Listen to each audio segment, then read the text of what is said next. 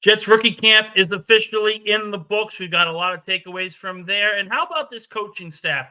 Do you guys have enough trust in the New York Jets coaching staff under Robert Saleh to lead this team to where they need to go? We're going to address all of those concerns today on a Monday edition of Football with Faria.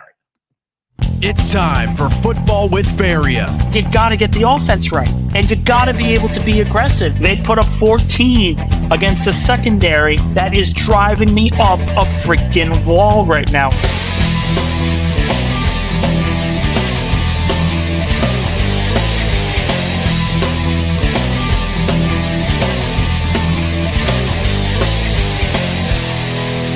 Now here's your host, Nick Faria. Alrighty, everybody. Thank you guys so much for jumping on a Monday edition of Football with Faria today. For those of you jumping on for the first time, welcome. For those, welcome back. Obviously, like, share, and subscribe to the channel on YouTube. Like, as always, any support is appreciated. But today, we might have a little bit of a quick show because there's not much really to talk about. We've got rookie camp. We're going to bring out our biggest takeaways. We've got the coaching staff. We got to talk about this coaching staff finally. The Jets have done their job. The front office has done their job in creating a roster that is talented enough to succeed. Can this coaching staff do their job? Can they take them the rest of the way from what Joe Douglas has already gotten them to? We're going to address both of those questions later in the program. But I want to start off with what happened last night. And again, this is a busy night in New York sports. The Knicks game 1 against the Pacers. That's going to be a must-watch series. You've got the Mets, who are just atrocious right now. They can't hit to save their life. Pete Alonso out of the lineup. There's a lot going on in New York sports. The Yankees' fast start is completely gone by the wayside. Juan Soto continues to be passive, if you will, when it comes to addressing his future rumors in pinstripes. But I got to tell you, the Knicks series against Indiana is going to be a lot of fun for a number of different reasons. But I was dead wrong when I said that I thought Philadelphia was going to win that series in 7. And the one thing that was consistently on my mind throughout that series was even with Jalen Brunson, and Jalen Brunson played like the top player in that entire playoff series. No ifs, ands, or buts about it. But if Joel Embiid's 100%, if Tyrese Maxey's 100%, I felt going into that series that the 76ers had the better players. What I didn't expect was for the most talented and best players in the series to not matter. The biggest players in that series was OG Anunoby, Josh Hart, Dante DiVincenzo. You had Knicks guys coming off the bench left and right for a majority of the series. Mitchell Robinson was terrific. I mean, they are the grittiest basketball team that I have seen in a very, very, very long time. And it's a lot of fun to watch. It's a lot of fun to watch. They may not make it to the finals. They could lose this series to Indiana. They're a fun team to watch. Fun team to watch. Really, really enjoyable because growing up in Rhode Island, growing up in the New England region, you grow up a Celtics fan. I grew up a Celtics fan. I grew up a Red Sox fan. Never grew up a Patriots fan. You guys know me. It was Eagles all the way through. But I loved watching basketball and good basketball in the first place. And the one team that I always gravitated towards was obviously the '08 Celtics because they played such great team basketball that I felt, man, this is awesome to watch. I kind of see that with the Knicks. They don't have a Garnett. They don't have an Allen. But you've got a premier ball handler in basketball playing at the top of his game. They're a fun team to watch. They're really, really fun to watch. And I can't wait to see what happens this series. I had the Knicks losing in 7 to the 76ers. I think they win this series in 6. That's how complete of a turnaround I am making because they are just so fun to watch overall as a basketball team. But this is not basketball with Faria. This is not baseball with Faria. This is football with Faria. So let's talk some football. And we had a very interesting thing come up yesterday. I'm sure none of you Jets fans watched it, but it was the roast of Tom Brady. And if you didn't, I didn't watch it. I saw clips and pieces, and then I watched the entire thing this morning because I had nothing to do when I was at the gym. So I listened and I watched, and I saw Kim Kardashian, who had no business there, getting booed off the stage. I saw Bill Belichick and Drew Bledsoe crack jokes at Robert Kraft's expense. I saw Brady try to get control of a situation and just having absolutely no control whatsoever. And the one thing that I'll say that I think has been a reoccurring theme in the last, 4 months since the season ended, since the Patriots decided to close the chapter on the Bill Belichick era, is it just me? And again, I understand you Jet fans. You're all angry. The Patriots, evil empire, the whole shebang. Totally understand it. Growing up in New England, I 100% agree with you. I hated him more than anybody else could possibly hate a team. Is this offseason not humanizing Bill Belichick? Is this offseason not telling you, hey, you know what? If Bill just acted like a human being just once during a football season, he would be a lot more palatable to handle. Kind of like Andy Reid, right? We look at Andy Reid as the best modern coach in the National Football League, 3 Super Bowl titles, 3 of the last 4, just a complete dynasty in and of itself. And we look at Andy Reid as, hey, you can't really hate him because he's a great guy. He loves his job. He jokes. He does all these great things. And it's really hard to hate Andy Reid. As a former Eagle fan, it's hard to hate Andy Reid. It really is, because he was such a great guy in Philadelphia. He is such a consummate professional, but he also knows how to have fun with both the media, the players, and everyone else. Belichick in retirement, or Belichick out of the coaching sphere, pretty freaking funny. Pretty damn funny. I love the line of welcome to the roast of Tom Brady, not to be disassociated with the 10-part dynasty series of the roast of Bill Belichick. I thought that was great. I thought it was absolutely great. Him going to Rob Gronkowski and saying, I have always told my team to do your job. I have been synonymous with the do your job mindset.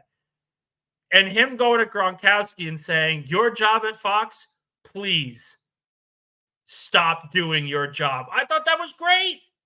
If he was actually able to show these kinds of things throughout his career, I think his career has looked a lot differently now than it already is.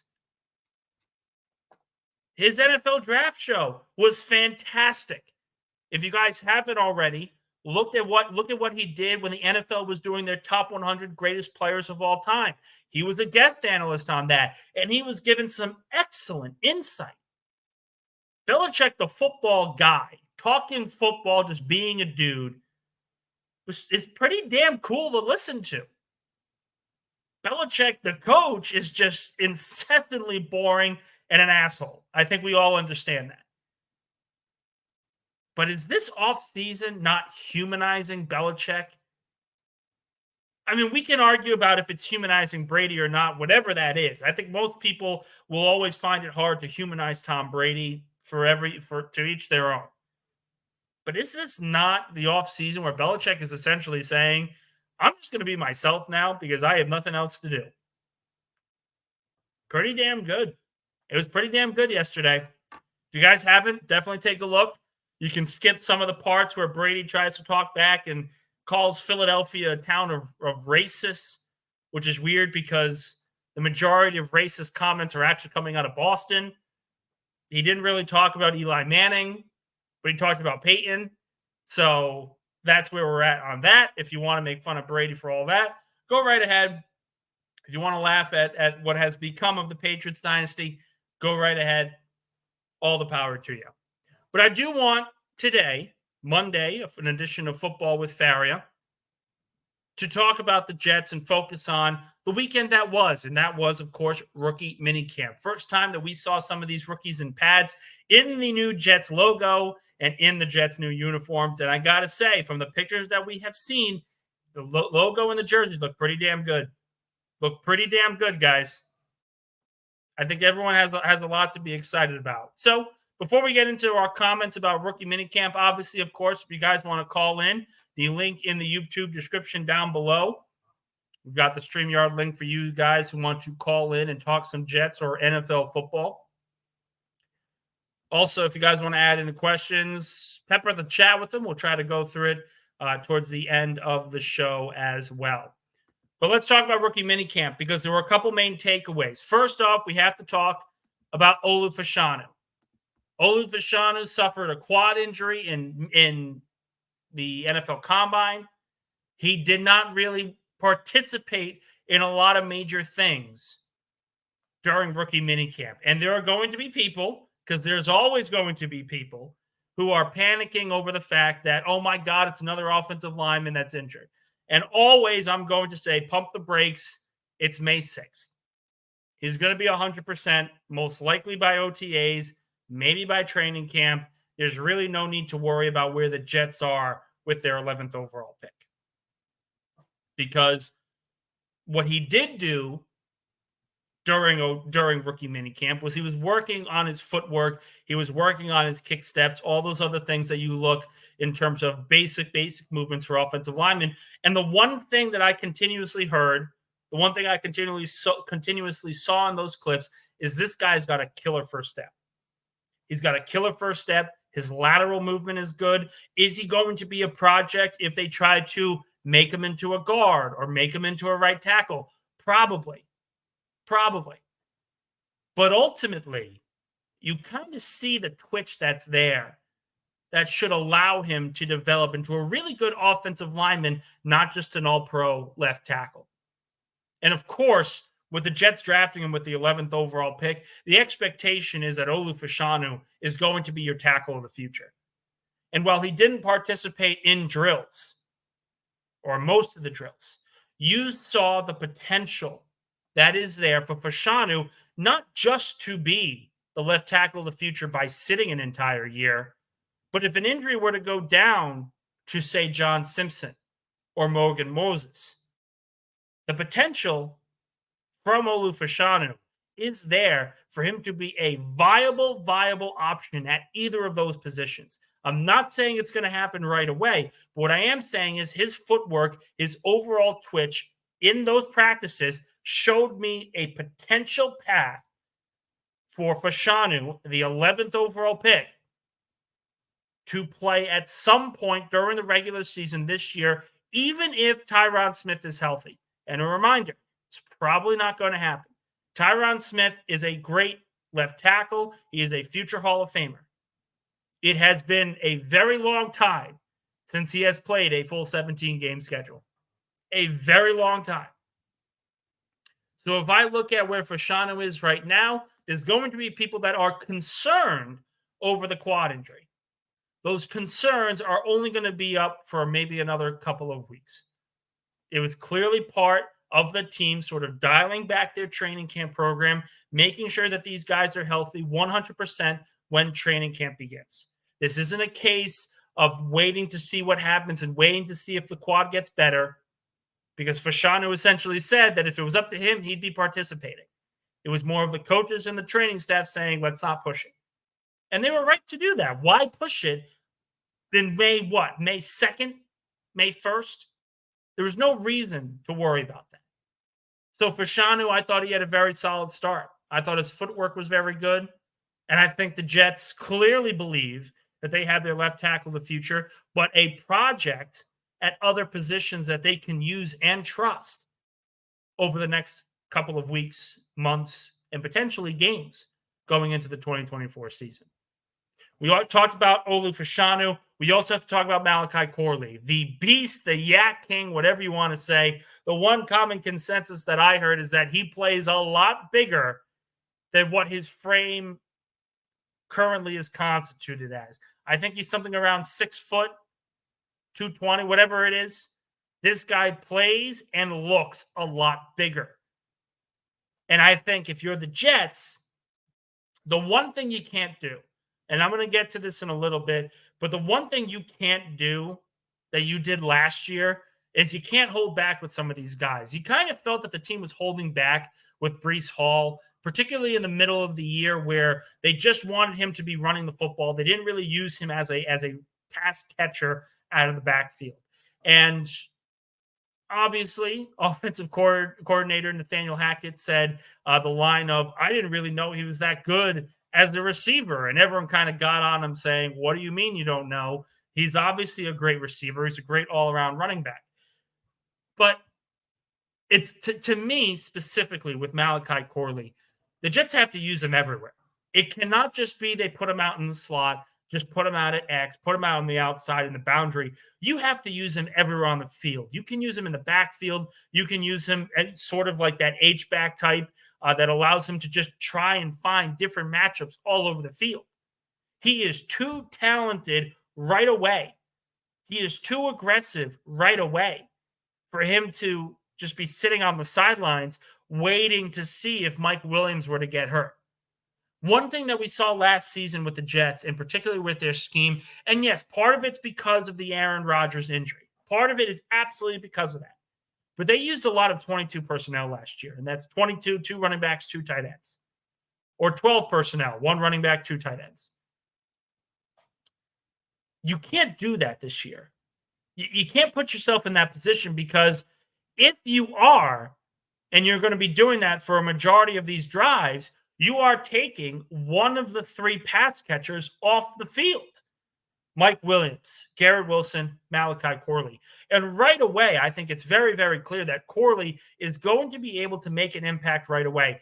Robert Saleh kind of alluded to him saying there's things he needs to work on. We want to see him as a better overall route runner. But overall, you're not paying him to be the route runner in his rookie season. You are paying him to be an offensive weapon. You are paying him to catch the ball and go 15, 20 yards down the field after the catch, after contact. He's a physical runner. And to simply just put him out in an island saying, well, he's not a very good route runner and we can't scheme him in the offense that we want to run because we have Mike Williams and Garrett Wilson. You have to be able to adapt. And the one thing that the Jets did not do last season was they were unable to adapt. That has to change in 2024, or else this coaching staff is going to go by the wayside. They are going to hold the team back.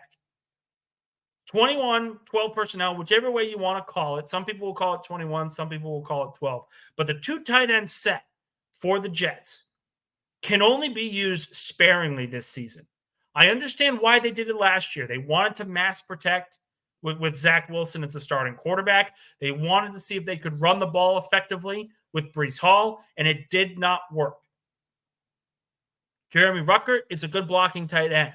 Tyler Conklin is a good all-around tight end. Both of these guys are good pass catchers. But if I'm looking to see how the Jets are going to be competitive in 2024, it's not by playing Jeremy Ruckert or Tyler Conklin over Malachi Corley. You look at all the modern offenses right now, the Packers, the Chiefs, the 49ers, the Dolphins, modern offenses that put up a lot of points. What's the common consensus? They use motion and they get the ball to their best playmakers. And while Tyler Conklin is a very good playmaker and he will have a role on this team, as will Jeremy Ruckert, if it's between them or Malachi Corley, the Jets must make the decision to get the ball in Corley's hands no matter what. No matter what.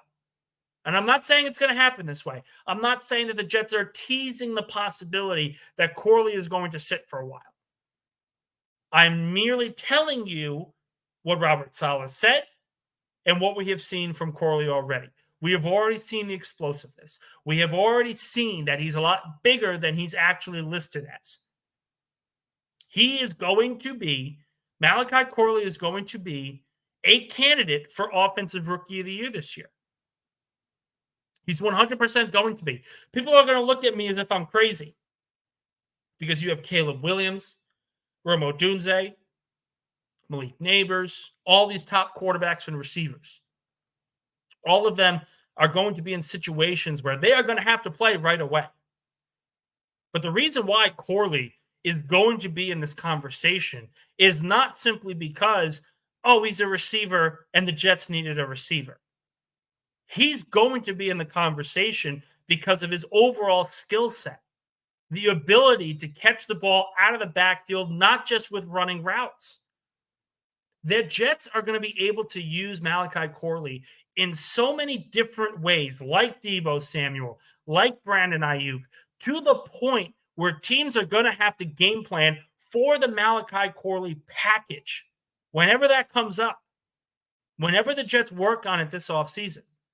But Malachi Corley showed enough in rookie minicamp for me to essentially say that it may not be the favorite. He may not be the favorite for the award. But if he is given the opportunity, the Western Kentucky receiver 100% can be in the conversation for Offensive Rookie of the Year, especially if Mike Williams isn't ready to go right away. Because then the question becomes, okay, Malachi Corley or Allen Lazard? Who do you trust more? And I think 98% of all Jet fans are going to say Corley right away, even though Lazard is going to be given his chance to produce this season after a disastrous first year of signing with the Jets. Just disastrous. So Corley, great stuff. Olu Fashanu, solid stuff. But I think there's one other player that we kind of have to talk about in this conversation of who are the bigger takeaways, the big winners of Jets rookie minicamp. And the one consensus that I have heard and the one consensus that I continue to see happening is that Jordan Travis, quarterback out of Florida State, the 5th round pick, 171st overall by the Jets, pretty damn good. Pretty damn good. He's not walking in and becoming the quarterback. I don't even think he was able to work out during these practices. But just listen to him in the media. Listen to him talk as a leader, as a quarterback. I'm not even judging what he looked like. He was on the bike for most of the time, as reported by Rich Cimini and every other Jets reporter that was there in Florham Park. I look and I say, he looks damn good at the podium. At the podium. Because part of all the things that Jets fans are going to focus on is how players speak to the media, how coaches speak to the media. Remember, Zach Wilson was benched 2 years ago, 2022. Why was he benched? Well, because they didn't really play well against New England, but then he also made those comments after the Patriots game. How players speak to the media is very important. And the one thing you see right away with Jordan Travis is he gets it. He absolutely gets it. He was asked, I'm trying to remember who, but I can't. He was asked during his media session over the weekend, do you see yourself as the future starting quarterback of this team once Aaron Rodgers retires? And he essentially says, that's the plan. That's the plan. We got to keep rolling, though. We're at point one, and we want to get to other stuff. Again, of course, I'm paraphrasing, but Travis essentially saying that, yes, he envisions himself. He dreams about being the replacement for Aaron Rodgers inevitably when he does retire. But also he's focusing on making sure he's ready for that situation, making sure he's healthy for that situation. And again, I continue to say this. I think everyone kind of agrees with me in this conversation as well. But with Jordan Travis, if he did not have his leg injury during the college football season, he would not be available for the Jets in the 5th round. He was going to be a high day 2, late day 1 draft selection. That's how good this kid was out of Florida State. He was accurate. His athleticism is off the charts. Anticipation is great. And he's one of the best leaders in college football. He had Florida State undefeated and was adamant that they belonged in the playoff without him. Without him. Travis is a phenomenal leader. And part of what you need out of a young quarterback, a young project, you need him to be a good leader. The one comparison I have, of course, is Jalen Hurts. When Jalen Hurts was drafted by the Eagles in the second round, what were his calling cards? Great athleticism, not much else. More of a project, but a great leader. A great leader. Leadership off the charts. He had a weak arm, wasn't really accurate. His anticipation was rough. And he still went in the second round to Philadelphia. What happened when he walked in the door? He acted like the franchise quarterback, saying, I am a leader on this team. I don't give a shit if I'm a rookie. Literally. That's what Jalen Hurts did. Carson Wentz was the starting quarterback week 1, and by week 2, people were saying right away that Jalen Hurts was going to replace him at some point in the 2020 season. What ends up happening? Wentz and the Eagles just completely discombobulate. Jalen Hurts plays late in the year, plays well enough that he is awarded the starting job in 2021, and he has not relinquished it since. Leadership is so important when we talk about young quarterbacks, not just when things are good, but when things are bad. When things are bad, and if this the same exact person, that's a good leader. That's high character. And from what we have seen in the conversations with Jordan Travis and his play at Florida State, that he has always been the same player. He's been the same exact guy. And the one difference that Jordan Travis has, that players like Zach Wilson, players like Sam Darnold, even players like Mark Sanchez, Travis is in a much better position than all three of them. Why? Is he going to start week 1? Is he going to play at all this year? Probably not. It would have to be a disaster of epic proportions for him to even sniff the field in 2024. That's how complete this Jets quarterback room is. That's how good this room is, because it's not just that they have a 4-time NFL MVP making the starts, but you have a 10-plus year veteran as his immediate backup. And Tyrod Taylor, whatever you think of him, he's accurate. He can move the offense down the field. He has the athleticism to make plays with his legs. That's going to be important to Jordan Travis. And I remember on draft weekend, we asked Joe Douglas, we asked Robert Saleh about the Travis pick and why it was so important to get him of all people. And they even pointed to him and saying he has over 30 years of quarterback starting experience in front of him. 30 years of veteran leadership experience playing in front of him to prepare him for his moment. The last quarterback the Jets have done this to and have put in this situation is Chad Pennington. And how did that work out? To this day, I think most people will agree that of the last 24 years, maybe even going back to Namath, Pennington is one of the more successful quarterbacks in Jets history. Multiple playoff wins, multiple playoff runs. The loss to Pittsburgh was not his fault. Got to the divisional round in 2002. Chad Pennington was a damn good starting quarterback. He is still to this day the only quarterback during the Tom Brady New England Patriots era to win the division with Brady and Belichick on the same team. Think how crazy that is. Because obviously in 2008, he won the division with Miami. 2002, he won the division with the Jets. Won a playoff game in 2002. Pennington was a damn good quarterback, and if injuries did not derail his career, I think he owns most of the Jets passing records. That's how good he was. And the common denominator of all of this is that he didn't play right away.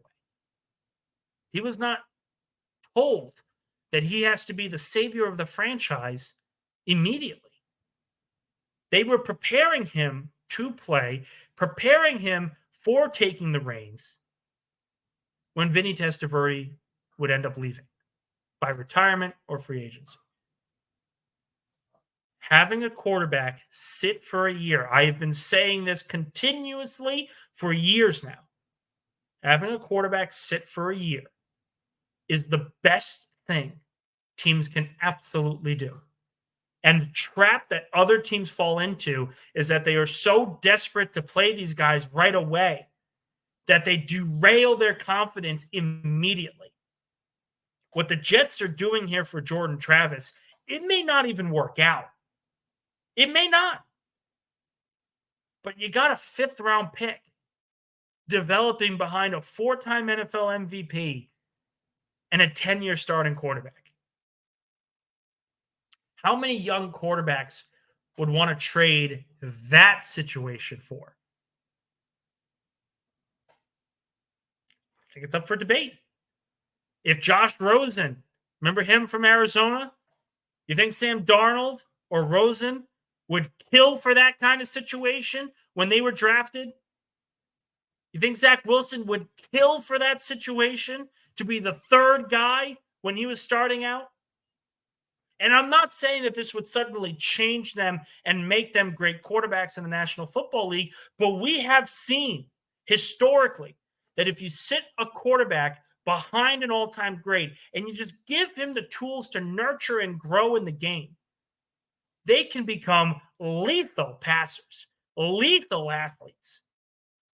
This isn't a running back or a receiver. This isn't an offensive lineman like Fashanu. Travis is going to wait a year, maybe even 2, before he sees the field as the Jets starting quarterback. But his odds of becoming a dependable guy, his odds of becoming a quality starter are far greater simply because he's learning behind 2 excellent leaders. Just, it's night and day. This is what I was pounding the table for with the Jets last season. You could not play Zach Wilson after Aaron Rodgers went down because his entire thing was he needed to sit and learn the game. And unfortunately, fate got in the way. Fate got in the way with Sam Darnold. Fate got in the way with Mark Sanchez. And it kind of worked a little bit with Mark Sanchez. 2 conference championship appearances. But right now, the Jets have their deepest quarterback room in a very, very long time. And there is no reason to think, that Travis cannot develop into a quality starting quarterback when there's so much evidence that shows late round picks can work if you give them proper coaching, if you give them proper nurturing ability and learning behind starting quarterbacks in front of them. It's very important. I was incredibly impressed with Travis, not with anything he did on the field, but in the locker room. He gets it. He understands it. He's there to learn. He's there to be ready and healthy. It's going to be really fun to see. I can't wait for training camp just to see that quarterback room and how it looks, because it is easily the best quarterback room the Jets have had in decades. Decades. It has not been this good. It just simply hasn't. Going to get to some of your comments here today. If you guys want to call in, click the link in the YouTube description down below. I also have it in the chat here at the top. Want to make sure I get to everybody. We got comments here from Dano. Belichick, the coach, the devil, Belichick in retirement, somewhat tolerable. And listen, I get it. I totally get it. People are going to say Belichick, terrible guy, overall, all that. All I am saying is that the roast of Tom Brady, the Dynasty documentary, everything that has transpired over the last 5 months has only helped Bill Belichick. only helped him in his future endeavors, potentially getting back to the National Football League. Don't snap it out just yet. I don't think he's going to retire. And I think there's going to be a team that's going to be willing to give him a job if the conversation is given that way. Comment here from Rich. I'm happy we locked him down. A decade of left tackle. Yes, please. Yeah. Listen, Fashanu was always the smart pick. And I continue to say that when it comes to building a team, Jets fans wanted a receiver with the 10th pick. Some people wanted offensive linemen. Most people wanted a receiver. The Jets were absolutely smart to not trade up and force their hand to take Malik Neighbors or Rome Odunze.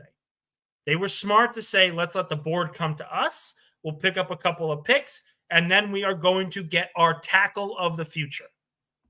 They played that first round beautifully. Beautifully. I couldn't have asked for a better first round if you're a Jets fan.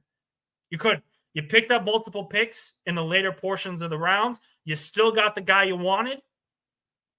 And you gave yourself enough ammunition to trade up into the third round the following day and got your receiver that some people continuously say was the fourth best player at the position on the Jets draft board.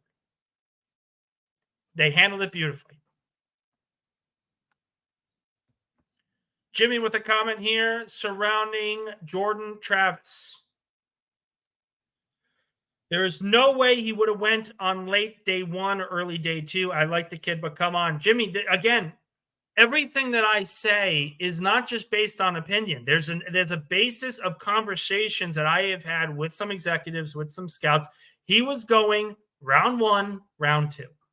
If he had a strong combine, if he had a good workout session, he was going to go in the late first round. Because the teams like the Giants, teams like the Raiders, they would have jumped at the opportunity to take Jordan Travis. The problem is everyone was worried about the medicals. That's a massive question. And we have seen medicals completely drop players off people's draft boards. From personal experience, I remember Sidney Jones in 2017. He was going to be the Washington corner, for those of you that don't know. He was going to be a top 10 pick. Lock. That's how good he was at Washington. But then he ruptured his Achilles in his pro day, and he fell into the late second round. Travis was never going first round, or at least early first round. But if he had a strong pro day, if he had a strong college football playoff, I think it would have absolutely happened. I think it absolutely would have happened.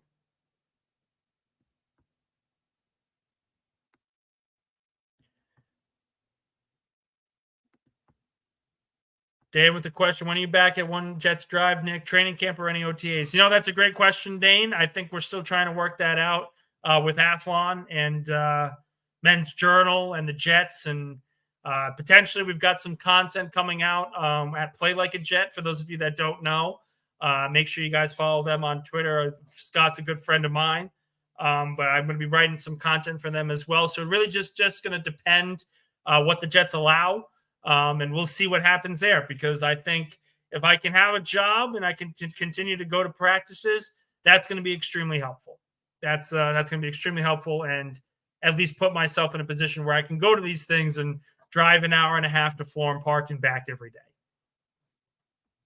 So yes, great question. The answer is, I don't know. We'll soon find out. All right.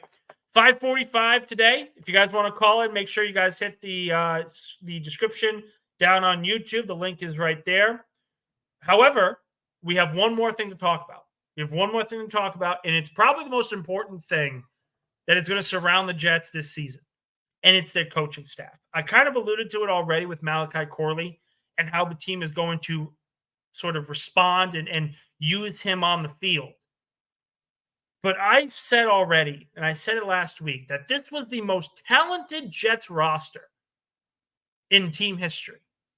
And I stand by it. I will double down on it. I don't think there was a single Jets team in history, including the Super Bowl win, including the Super Bowl year, that has as much talent at every position than the 2024 Jets have going into OTAs.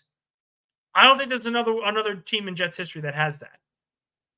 However, with that being said, talent is not enough. Joe Douglas has done his job. He has built a roster that is among the top 5, top 10 most talented in the National Football League right now. What's the one thing that can get in their way? Coaching. Robert Saleh is a phenomenal locker room leader. And I continuously say that. The fact that he has kept the Jets locker room together for 3 years,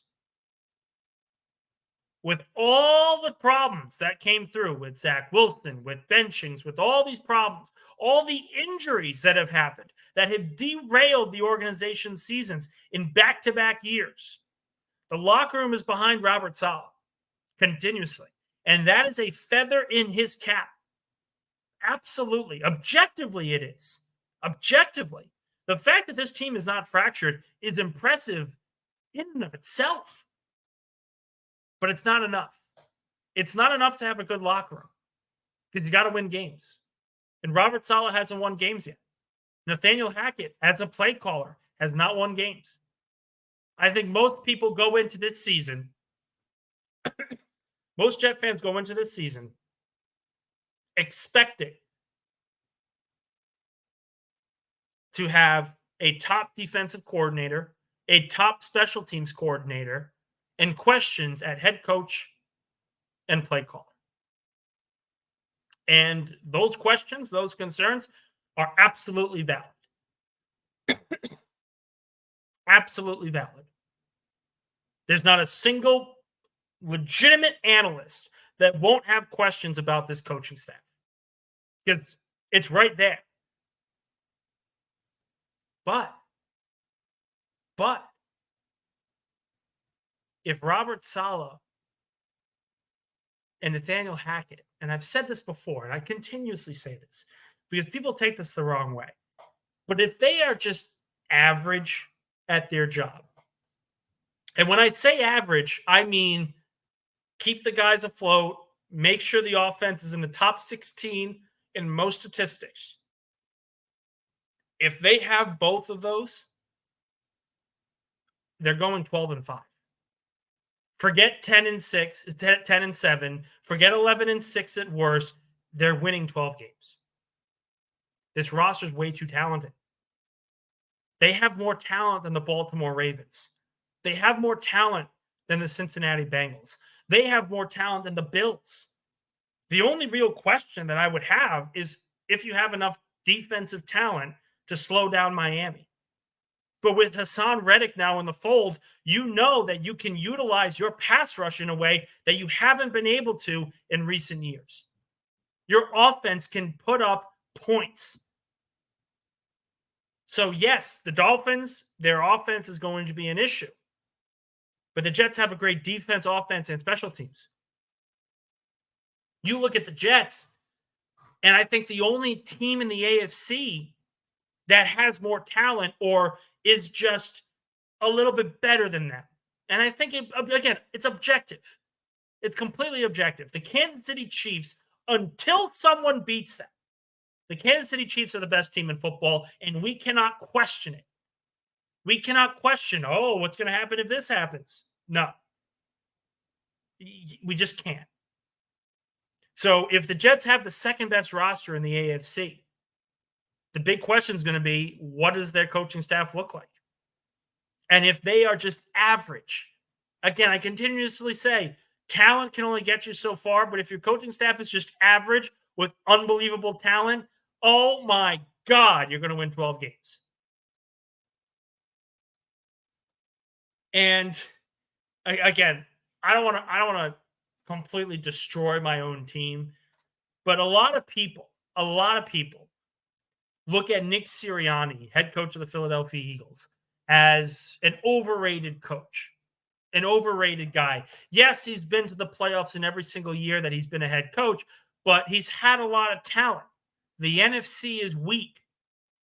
And he went to the Super Bowl when he had one of the easiest schedules in football. But if the coaching staff in Philadelphia, and this is, again, I'm going to preface this by saying it, the 2022 Eagles, we all remember them. They blew out everybody. Everybody. The combined score of their playoff games was 69-14. 69-14 was their combined playoff score before they got to the Super Bowl. The Jets, I'm not going to say that they have more talent than the 2022 Eagles because I don't think they do. I don't think they do. The quarterback's great. The running back's great. The Jets' offensive line is not as elite as Philadelphia's. I think I'll be objective in that at least. But a lot of people think Nick Sirianni is overrated. And if he is, it's easy to say that he and his coaching staff were average in 2022 and rode the coattails of the most talented team that year to the Super Bowl. They won 14 games. And the only reason why they didn't win more is because Jalen Hurts was lost for 3 of the final 4 games due to an injury. That's how good that team was. They won 14 games, and Jalen Hurts didn't play in 3 of them. Or 2.5, whatever you want to say. That's how good that team was. With average coaching staff. With average quarterback play. What do we think the Jets have here? The Jets' schedule release comes out, I believe, on Wednesday. On Wednesday, schedule release comes out. The Jets' schedule is not going to be as hard as it was last year. You're not playing the defending champs and the defending conference champs. You're not having to deal with them. There's no excuse. The expectation has to be 12 wins. It has to. Because if they can't get that mark and they still go 11-6 or 10-7 and it's with injuries, you absolutely take that. You absolutely take that. But if they're 10-7, 11-6, and the full cast of characters was healthy enough there, you kind of feel like the coaching staff held them back. Right? That has to be a thought. So this offseason, this training camp, this season is all about Robert Saleh and Nathaniel Hackett. Joe Douglas has done his job. He has built a team that is the most talented in Jets history. It is up to Robert Saleh now to mold this team into a championship contender. Not a good team, not an 11-win team where, yay, we made the playoffs. A championship roster. That should be the expectation. When you have all pros at every position like the Jets do, 11 wins isn't good enough. 10 wins isn't good enough. It's got to be 12 minimum if it's all healthy. And again, I will always preface it by saying health matters. If you lose Tyron Smith for a little bit, if Aaron Rodgers goes down for a couple of weeks, you can stay afloat, but no one's going to really panic if it's 11-6 and you lost Rodgers for a couple of weeks. No one's really going to panic then. Well, if you're at 100%, you need to be the better team in every single game this season. The schedule will allow it. You're better than every team in the division. You're better than the majority of the teams that you're going to face in the conference. There is no excuse. There's no excuse. This coaching staff, I am high on Robert Saleh. I think that he is a terrific leader and a terrific defensive mind. I think he is one of the bright young coaches in the NFL that has just been a victim of circumstance his first 3 years at the helm. I truly believe it. If Aaron Rodgers is healthy last year, they're definitely a playoff team.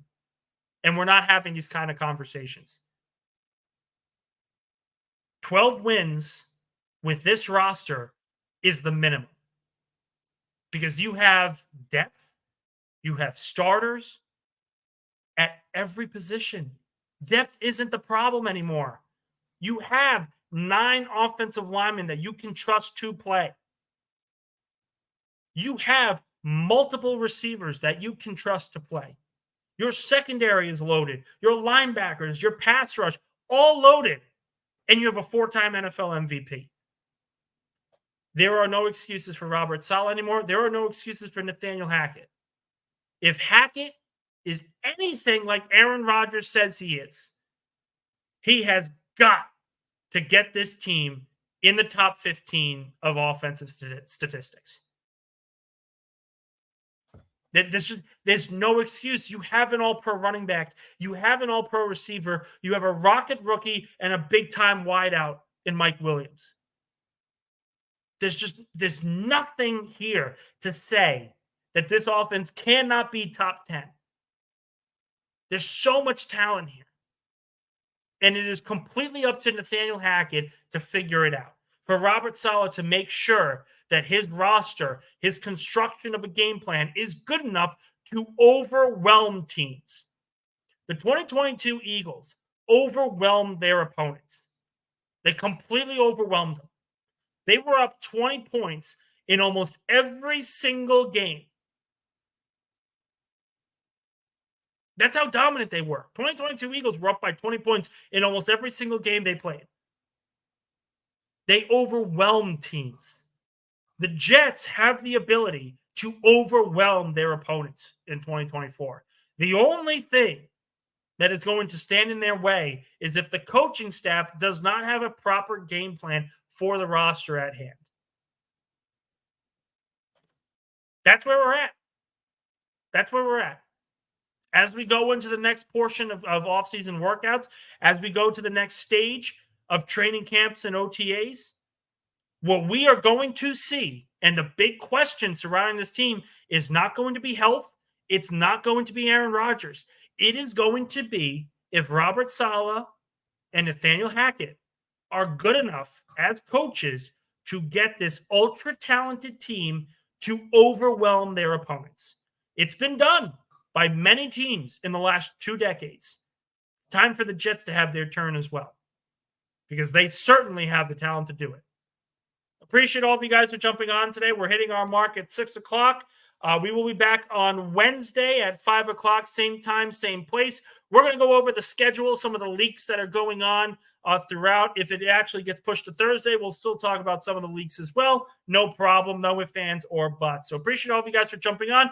Make sure you guys hit the like, share, subscribe on YouTube. All support is always appreciated. So appreciate all of you guys for jumping on, and I will see you all on Wednesday.